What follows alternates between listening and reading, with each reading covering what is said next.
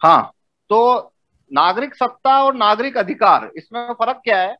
एक तो देखो, कोई भी पॉलिटिकल जो भी एरेना है उसके अंदर दो पक्षकार होते हैं। एक होती है सत्ता, सत्ता यानी शासन, शासन या सरकार या राजा, कुछ भी कह दो।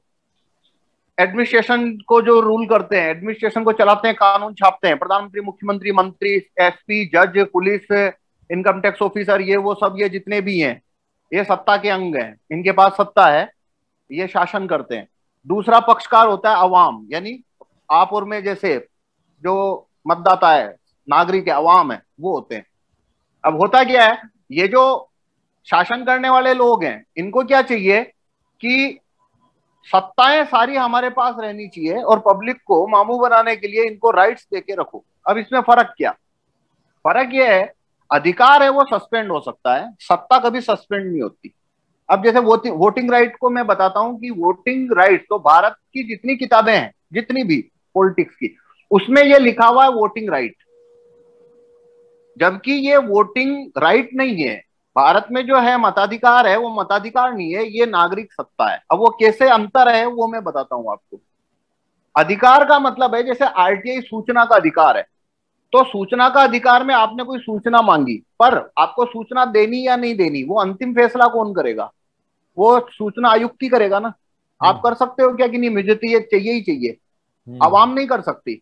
हम्म। तो अंतिम शक्ति या अंतिम फैसला करने का अधिकार वो कमिश्नर आयुक्त के पास है, सूचना आयुक्त के पास है, इसलिए ये नागरिक अधिकार है, ये नागरिक सत्ता नहीं है।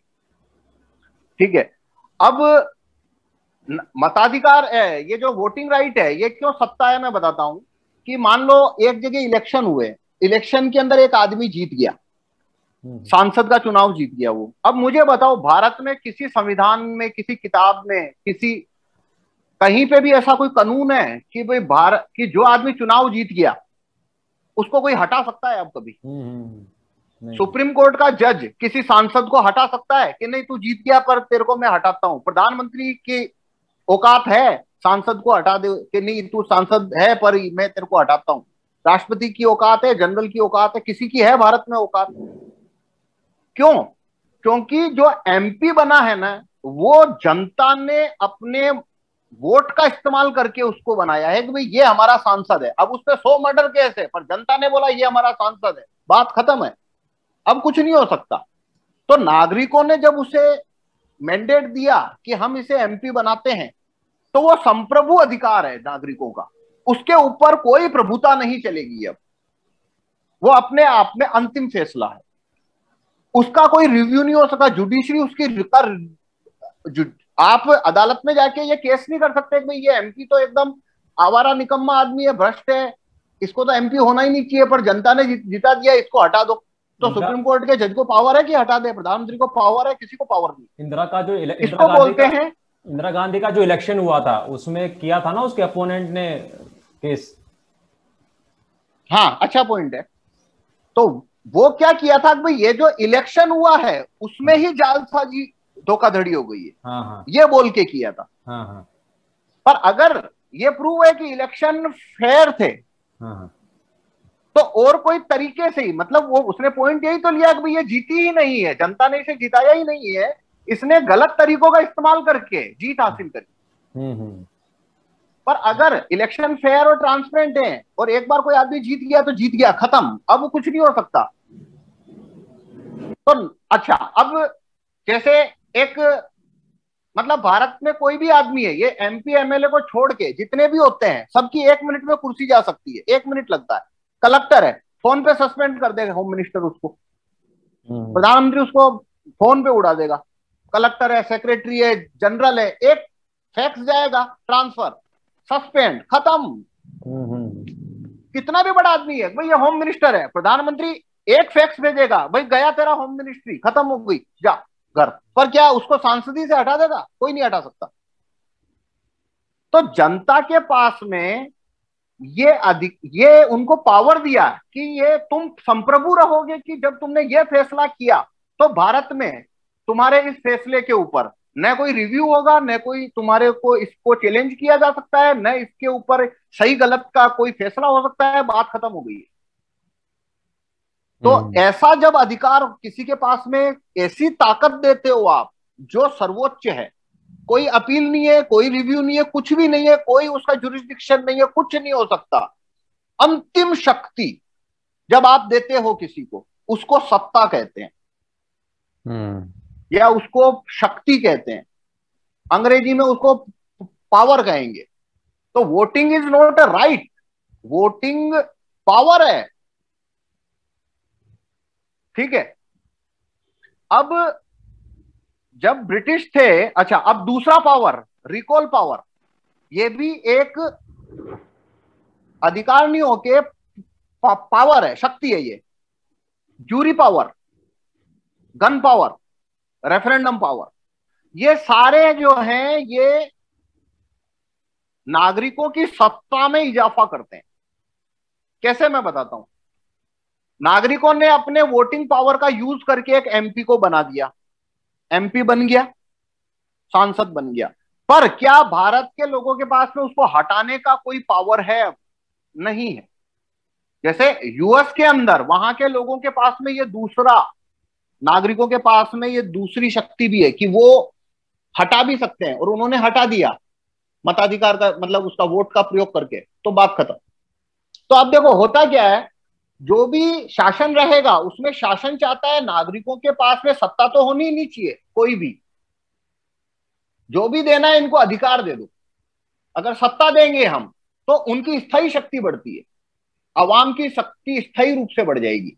तो जैसे 47 में जब देश आजाद हुआ तो भारत के अंदर वोटिंग पावर आए, तो बड़ी, मतलब जो जितने सांसद थे उन्होंने बड़ी कोशिश करी कि भाई वोटिंग राइट सबको, यानी वोटिंग पावर सबको देने चाहिए या नहीं देने चाहिए। मतलब उसके अंदर राजेंद्र प्रसाद से लेके और ये नेहरू से लेके पटेल से लेके सब शामिल थे। कोई भी आदमी ये बात को एकदम उस तरीके से नहीं रख रहा था कि नहीं हर आदमी को वोटिंग पावर तो देना ही है। इसमें डिस्कशन हुई कि देना है कि नहीं देना, क्योंकि वो चाहते थे कि भाई इनको क्या देना आप वोटिंग पावर, बिना वोटिंग पावर ही हम अगर शासन कर लें तो कोई प्रॉब्लम ही नहीं है, शक्ति पूरी हमारे पास रहेगी। पर बाद में भारत के अंदर वोटिंग पावर आए। अब देखो ये वोटिंग पावर आने के कारण ही हर 5 साल में एमपी एमएलए को आना पड़ता है हमारे पास। तो जो शक्ति 47 में हमको मिली थी अवाम को, उसमें कितनी बड़ी ताकत है कि आज 74 साल बाद में भी वो ताकत लगातार बनी हुई है, और अवाम के पास में ये संप्रभु अधिकार है कि वो चाहेगा, जो जनता जिसे चाहेगी उसे ही एमपी या एमएलए बनाने वाली है। अब ये तो ये voting power, recall power, referendum power, मतलब जिसके अंदर इनिशिएट या फैसला लेने का इनिशिएटिव जब वोटर के पास आ जाए, नागरिक के पास आ जाए, तो उसको मैं बोल रहा हूं कि वो है सिटीजन की पावर। जैसे किसी को सांसद बनाना है, एंड में बनाएगा कौन? जनता। पर किसी को हटाना है तो भारत के नागरिकों के पास में कोई इसका नहीं है सिस्टम, तो वैसा पावर आया।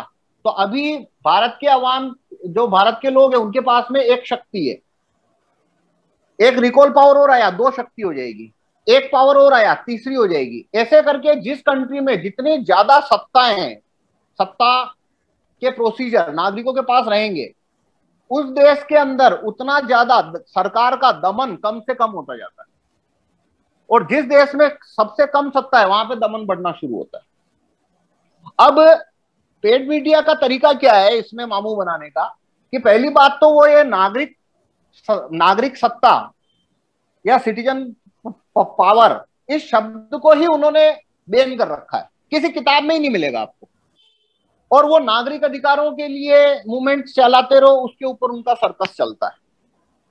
अब जब ब्रिटिश भारत में और दूसरे जगह जब सब जगह शासन कर रहे थे, तो लोगों ने वोटिंग पावर मांगने शुरू किए, भारत में सभी जगह। तो उन्होंने किस तरीके का इस्तेमाल करना शुरू किया कि वो क्या कहते थे कि भारत के लोग, मतलब मैं यहाँ पे आपको वो टर्म बताता हूँ जो टर्म काफी मतलब ढंग से यूज की उन्होंने, और वो इतनी भयंकर टर्म यूज की उन्होंने कि वो आज भी वो पीछा नहीं छोड़ रही है। किसी भी देश के अंदर, जैसे भारत की बात करें तो भारत के अंदर जब भी आप वोटिंग पावर मतलब सिटीजन वोटर का पावर बढ़े, वो प्रोसीजर लाने जाओगे जब भी, एक चीन की दीवार आपके सामने है, एक एक टर्म है, 2-3 टर्म ऐसी जो चीन की दीवार की तरह आपके सामने आके खड़ी हो जाएगी। वो इतनी बड़ी टर्म उन्होंने खोजी, 2-3 है, मैं बताऊंगा आपको क्या क्या खोजा उन्होंने। और हर आदमी के दिमाग में इतने ढंग से इंजेक्ट की उसको, आज से नहीं है, वो 100-150 साल पहले ही कर दी थी। वो वो टर्म क्या है? तो जब भारत के लोगों ने बोला भाई ठीक है, ब्रिटिश रूल कर रहे थे, तो भारत के लोगों ने बोला भाई हमें वोटिंग पावर दो, मतलब हमें चुनने का अधिकार दो कि हम तय करेंगे कौन वायसराय, पीएम, सीएम, एमपी होगा। तो उन्होंने क्या किया, उन्होंने कहना शुरू किया कि भी नहीं, हम वोटिंग पावर या तुम्हें वोटिंग राइट इसलिए नहीं दे सकते क्योंकि भारत के लोग जागरूक नहीं। अब ये जो टर्म उन्होंने डाली आज के मतलब 100 साल पहले, ये उनका लॉजिक था कि भारत के लोगों में जागरूकता नहीं होने के कारण इनको सत्ता में भागीदारी या हम कि ये तय करें रूल कौन करेगा, क्योंकि इनमें अवेयरनेस ही नहीं। फिर उन्होंने इसे सभी किताबों में, अखबारों में, सब जगह इसको छपाया।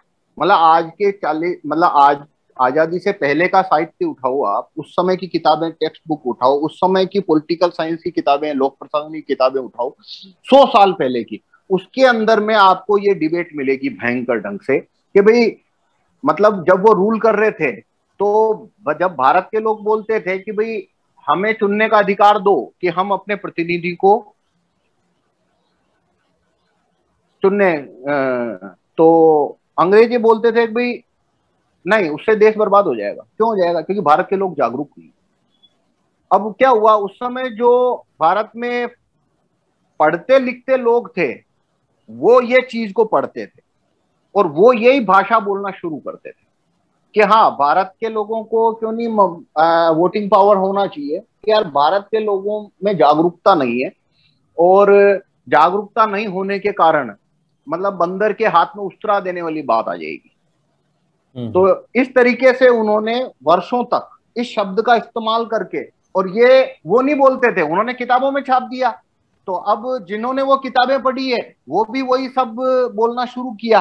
तो देखो ये शब्द में कितनी बड़ी ताकत है कि अंग्रेजों ने एक ऐसी टर्म दी कि अंग्रेजों ने ये एक बार कहा कि भारत के लोगों में जागरूकता नहीं है, इसलिए इनको शासन नहीं दे, इसलिए शासन कौन करेगा, इसको तय करने का अधिकार भारतीयों को नहीं देना चाहिए।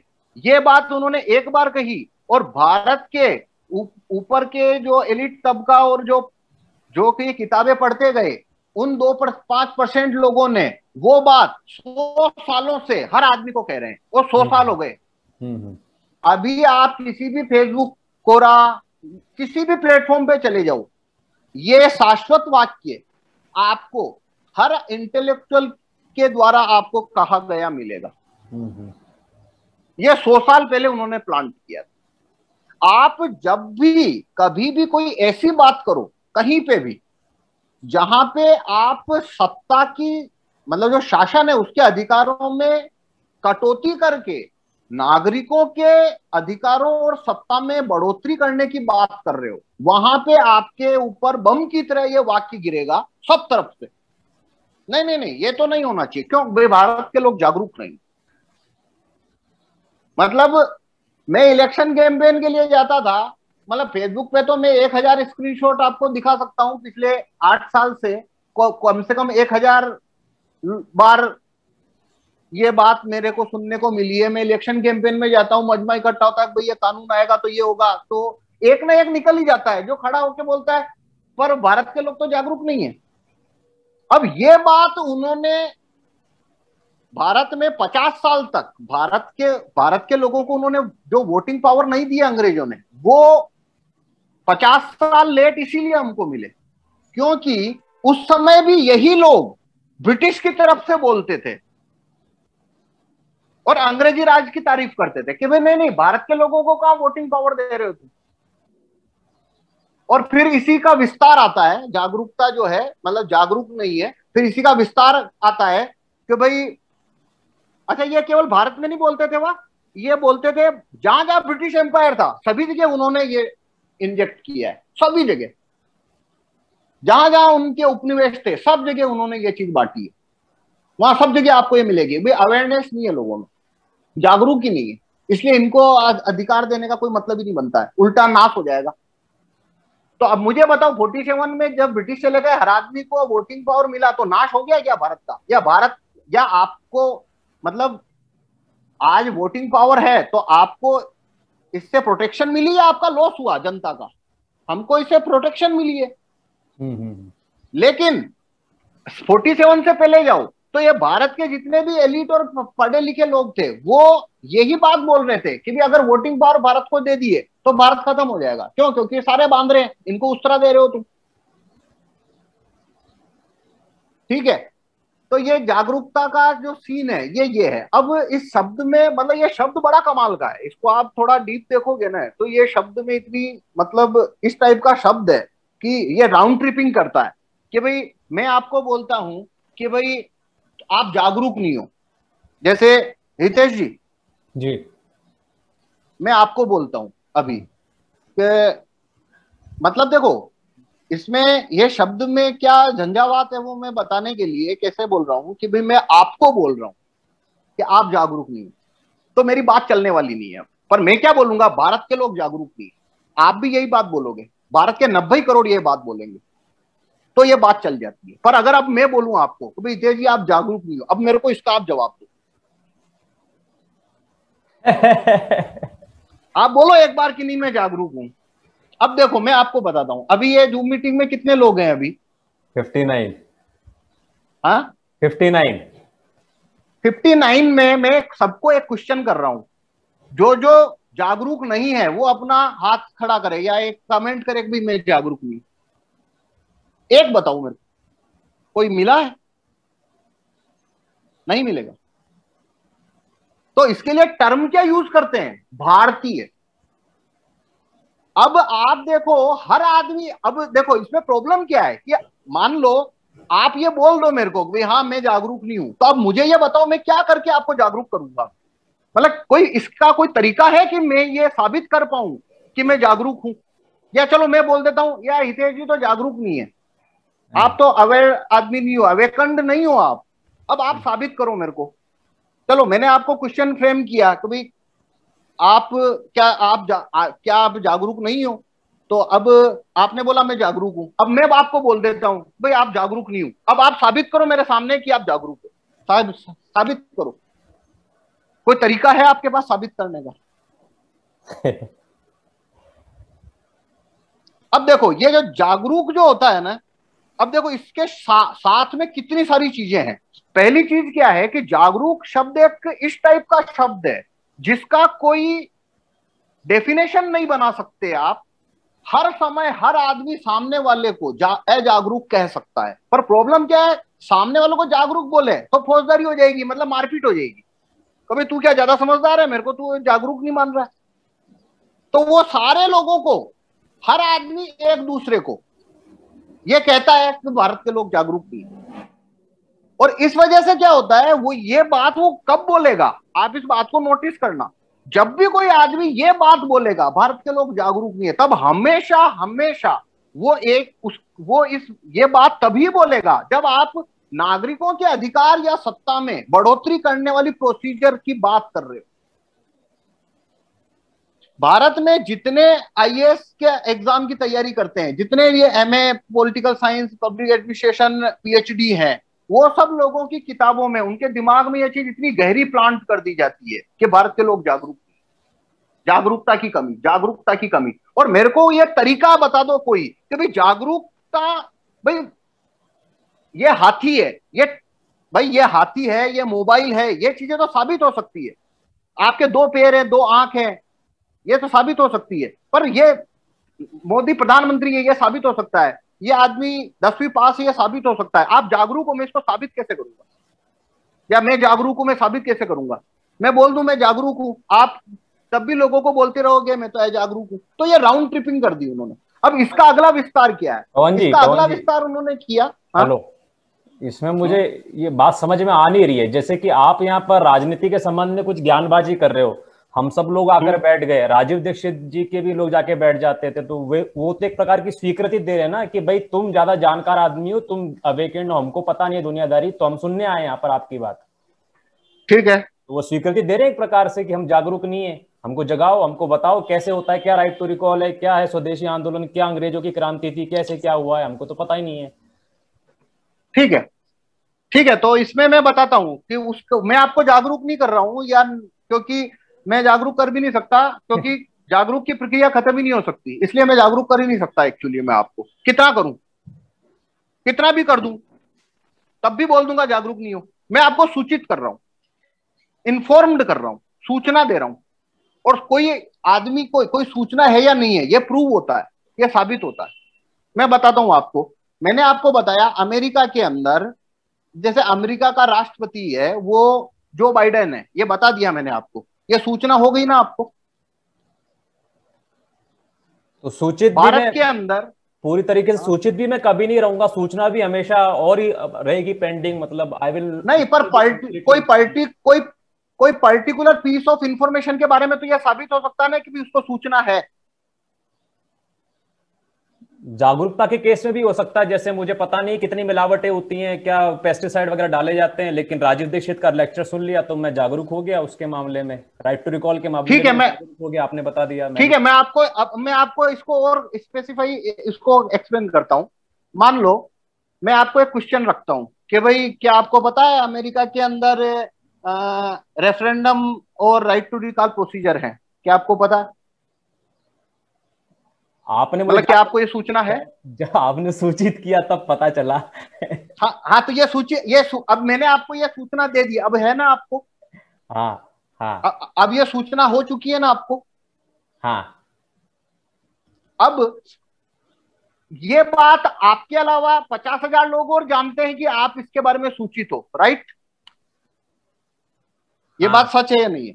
हाँ हाँ तो ये 50,000 लोगों, कोई भी 50,000 में ऐसा आदमी जिनको ये सूचना है कि आप राइट टू रिकॉल, अमेरिका में राइट टू रिकॉल लॉ है, इससे आप सूचित हो, ये बात 50,000 को पता है ना। अब वो हाँ 50,000 में से कोई भी आदमी ये बोल सकता है क्या कि आपको नहीं पता कि अमेरिका के अंदर राइट टू रिकॉल कानून है? ये बात को वो डिनाई कर सकते हैं? नहीं कर सकता। नहीं कर सकते ना। हाँ नहीं कर सकता। अब मैं बताता हूं आपको कि जागरूकता को डिनाई किया जा सकता है, क्योंकि आप साबित नहीं कर सकते कि आप जागरूक हो।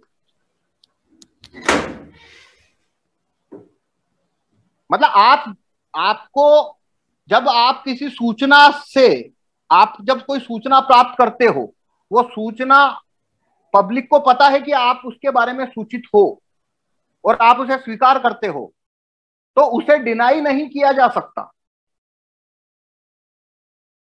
लेकिन जागरूकता को डिनाई किया जा सकता है।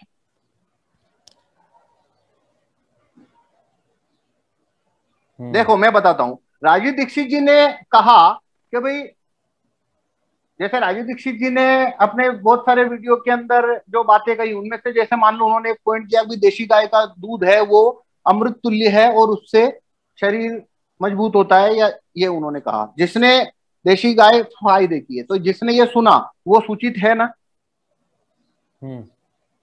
उसको कोई आदमी राजीव दीक्षित जी के बारे में जानता है, तो उसने प्रोफाइल पिक्चर पे लगा के रखा है, तो कोई जो उसको, जितने भी लोग जानते हैं, वो इस बात को डिनाई कर सकते हैं क्या कि वो नहीं जानते? मैं क्या कल इस बात को डिनाई कर सकता हूं कि मैं जूरी कोर्ट के बारे में कुछ नहीं जानता? मैं क्या ये बात को डिनाई कर सकता हूं कि आप जूरी सिस्टम के बारे में कुछ जानते ही नहीं हो? नहीं, आप कभी इसको डिनाई नहीं कर सकते। लेकिन जागरूकता को डिनाई किया जा सकता है। तो होता क्या है, हर आदमी सामने वाले को जो चीज, जो उसे, जो सूचित वो हो चुका है, उसको भी डिनाई किया जाता है। और वो डिनाई करने के कारण से उसको वंचित किया जाता है अधिकार या सत्ता देने से। आप समझे मेरी बात को? हाँ हाँ, अब आ रही है आपकी बात पकड़ में। मतलब सामने वाले को ऐसे डिनाई कर सकते हो कि तू जागरूक नहीं है, इसलिए तुझे अधिकार नहीं है सत्ता का, नागरिक सत्ता का, ये पॉइंट आप कहना चाह रहे हैं? बस, लेकिन सूचित को डिनाई नहीं कर सकते आप। जो सूचित है उसको डिनाई नहीं कर पाओगे आप। सुपीरियर सोर्स आप वो पता है शरीर में 7 चक्र होते हैं। अब मना कर दो आपको, मुझे नहीं पता, मना करो।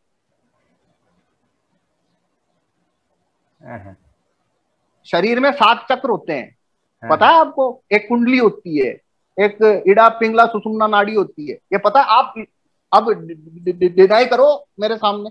हाँ, मतलब इस थ्योरी से मैं सूचित हूँ और थ्योरी पे चलता मैं भी। अगर किसी को कहूं तो भाई वो हितेश जी उनको यही ना पता चक्र 7 होते हैं, उनको यही ना पता कुंडली जागृत होती है, तो ये बात चलने वाली है मेरी?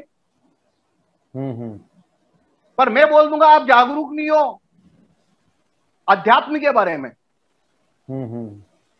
अब आप कैसे साबित करोगे कि आप जागरूक हो? वो जग्गी वासुदेव है, वो बोल दे वो हितेश साक्य, वो उसको कुछ पता नहीं, जागरूकता ही नहीं है अध्यात्म के बारे में उसको, तो उसने आपको डिनाई कर दिया।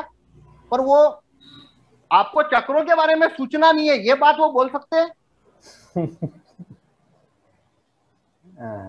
नहीं बोल सकते। ठीक है, पॉइंट तो समझ गया मैं आपका। हाँ, अब जैसे अब दूसरा पॉइंट क्या है? ये एक सेकंड होल्ड करना।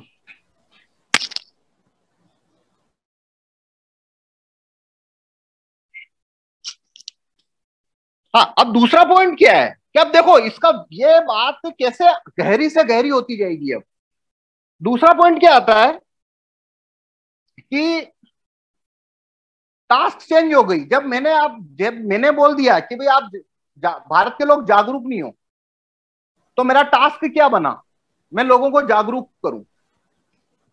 मेरा टास्क ये हो गया अब कि मेरे को लोगों को जागरूक करना है।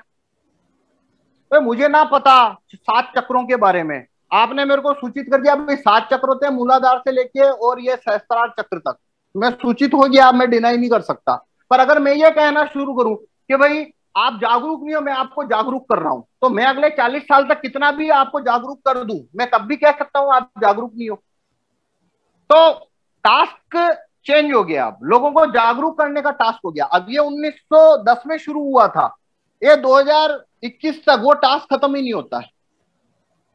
और अब मैं आपको बताता हूं क्यों जागरूकता होने से कुछ भी नहीं होता है। अब मैं आपको बताता हूं कि भारत के अंदर लगभग 90 करोड़ वोटर में से 90 करोड़ को ये पता है ना, भारत के सरकारी व्यवस्था में भ्रष्टाचार है, पैसा फेंकने से आदमी का काम होता है, पैसा नहीं फेंकेगा या कहीं से रसूख नहीं है तो काम नहीं होता। ये सबको पता है 90 करोड़ को। ये सबको पता है। इससे भ्रष्टाचार खत्म हुआ नहीं, तो जागरूकता लाने से क्या फायदा हुआ? सूचना देने से क्या फायदा हुआ? फायदा तो नहीं होता है। मतलब जागरूकता, सबको आप जागरूकता कर दो, उसके बाद में क्या है? उससे कुछ होता ही नहीं है एक्चुअली के अंदर। फिर दूसरी चीज उन्होंने जोड़ी शिक्षा, क्योंकि उन्होंने किताबों में ये लिख दिया था कि भाई भारत के लोग जागरूक नहीं है, विकृत मानसिकता के शिकार हैं, या ये गुलाम या शासित होने की भावना के शिकार हैं। तो उन्होंने फिर इसमें एक और चीज जोड़ी, भारत के लोग शिक्षित नहीं है। और शिक्षा लेने के लिए आपको जो किताबें पढ़नी है, उन्होंने उसमें लिखा कि भारत के लोग जागरूक नहीं है। तो जो लोग शिक्षित होते गए, वो लोगों ने शेष लोगों को यह कहना शुरू किया, जो लोग किताबें पढ़ते गए, कि भारत की सभी समस्याओं की जड़ क्या है? भारत के लोग जागरूक नहीं है, पहली बात। भारत के लोग शिक्षित नहीं है, दूसरी बात। भारत के लोग शासित होने की मानसिकता के शिकार है। भारत के लोगों में, भारत के लोग भ्रष्ट हैं। सामने वाला कुछ भी बोल रहा है उससे मेरे को प्रॉब्लम नहीं है, पर वो जब ये पॉलिटिकल कोर्स में आके बोलता है, अब यहां से प्रॉब्लम शुरू होती है। क्योंकि जब पॉलिटिकल कोर्स में ये बात आती है तो इसका मतलब ये होता है भारत के लोगों को अधिकार और राइट्स और पावर नहीं दिए जाने चाहिए। तो ये पूरी की पूरी जो लड़ाई है, भारत के लोगों को वोटिंग पावर मिला, साथ में और भी पावर मिले, रेफरेंडम पावर मिले, रिकॉल पावर मिले, जूरी पावर मिले, गन पावर मिले, ये सारे इनको पावर मिले, उसकी पूरी की पूरी जो लाइन है, उस लाइन के सामने ये चीन की दीवार इन्होंने रख दी। सारी किताबें, सारा साहित्य, सारी डिबेट, सब कुछ ये जितने भी टीवी चैनल है आप उनके अंदर देखो, जितने भी एंकर है, ये बात को खत्म किए बिना, वो जब भी कोई सोशल मुद्दा उठाएंगे, ये बात को खत्म किए बिना वो अपना एपिसोड ही खत्म नहीं कर सकते। ये जुमला उनके मुंह से निकलेगा ही निकलेगा, हम भारतीय, ये हमारी फितरत है। जैसे गंदगी है तो भारत के लोग जागरूक नहीं है इसलिए गंदगी, मतलब भ्रष्टाचार है, भारत के लोग भ्रष्ट है इसलिए वो नहीं है। हर चीज में भाई हम भारतीय, हम ऐसे ही हैं, हम ऐसे ही हैं। तो ये पूरा पॉलिटिकल कोर्स में नुकसान देता है। नॉन पॉलिटिकल कोर्स में कौन आदमी कह रहा है वो, उससे मेरे को कोई फर्क नहीं पड़ता और मेरे को कोई दिक्कत भी नहीं, उससे कोई लॉस भी नहीं है मेरे को। पर चूंकि ये पॉलिटिकल कोर्स में आके ये चीन की दीवार बन जाती है, इसलिए इससे प्रॉब्लम आती है।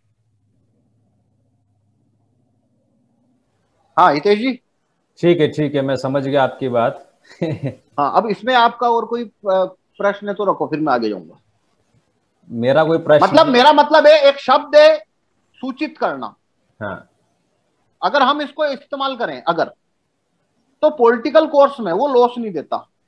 मैं नॉन पॉलिटिकल कोर्स की बात नहीं कर रहा हूं, क्योंकि जाने अनजाने हम क्या कर रहे होते हैं, जब हम किसी को हम बोलते हैं जैसे ही जागरूक, तो सामने वाले पे हमने पूरे भारत के लोगों के ऊपर एक ऑफेंस रख दिया, और ये ऑफेंस हर आदमी हर एक दूसरे के ऊपर रखता चल रहा है।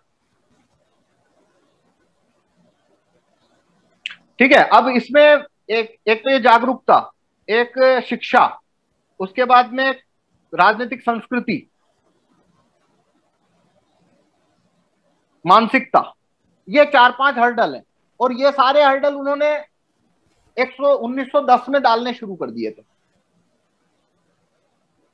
तो मेरा इसमें मानना क्या है कि अगर हम सूचित कर रहे हैं, अगर, तो वो बात पॉलिटिकल कोर्स में लॉस नहीं देगी, पर हम जागरूकता फैला रहे हैं तो जागरूक फैलाने के अंदर वो चीज क्यों लॉस देगी, क्योंकि वो प्रक्रिया अंतहीन है। मैंने आपको जूरी कोर्ट के बारे में सूचित कर दिया, अब अगर आप ये कानून की बात आगे नहीं बढ़ाते हो तो मैं बोल सकता हूं भाई उनको सूचना है पर वो ये इंफॉर्मेशन छुपा रहे, वो आगे नहीं बढ़ा रहे। पर मैं अगर जागरूक शब्द का यूज कर दूंगा तो मैं ये साबित ही नहीं कर पाऊंगा, ये प्रॉब्लम। अब देखो, आप थोड़ा हिस्ट्री में जाओ तो जब ग्रीस में जो जूरी सिस्टम था, 5% लोगों को जूरी में आने के राइट दिए, बाकी के लिए क्या बोला उन्होंने, ये तो गुलाम है, इनको मतलब वहां पे गुलामी प्रथा थी तो गुलामों को तो नहीं दिया, वो तो छोड़ो, पर सोसाइटी में से भी 5% लोगों को ग्रीस वालों ने जूरी राइट दिए थे, बाकी 95% लोगों को जूरी में आने का राइट ही नहीं था, वो जूरी में नहीं आ सकते थे। और उसके लिए टर्म क्या यूज करी थी, इनमें अकल नहीं है, ये जागरूक नहीं है, इनको छोड़ दो, इनको मत दो। ब्रिटेन के अंदर महिलाओं को वोटिंग पावर देने में 200 साल लगे। उस समय किनको मिलते थे, जिनके पास लैंड होती थी, लैंडलॉर्ड होते थे। ब्रिटेन में जो जूरी सिस्टम आया, हर आदमी को जूरी में आने का पावर नहीं था वहां, 600 साल तक ये सिस्टम चला है।